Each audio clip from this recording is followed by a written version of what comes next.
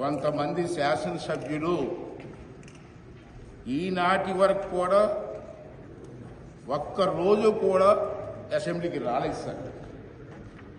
దీన్ని మీరు గమనించవలసిన అవసరం ఉందని చెప్పి మన సందర్భం మనం చేస్తాను.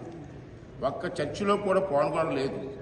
అది చాలానంటూ సభకు అసలు హాజరు కాని సభ్యుల్లో ఎక్కువ మంది క్రమం తప్పకుండా వేతనాలు తీసుకున్నారు. Without doing duty they taking salaries. How it is possible sir?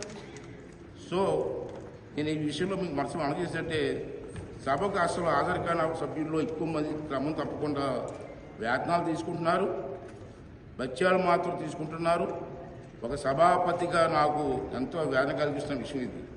ఇలాంటి నైతిక ప్రవర్తనతో ప్రజల దృష్టిలో చులకన కాకుండా ఎలా ఉండగలుగుతారు?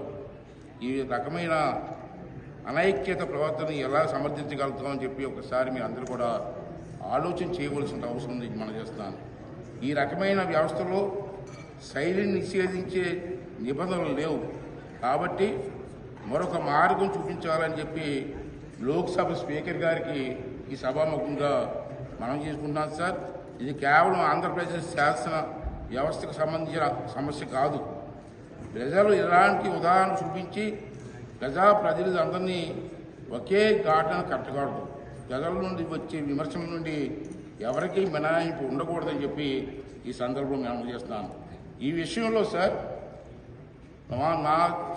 నా వైపు నుంచి 2 సూచనలు చేయదలుచుకున్నాను.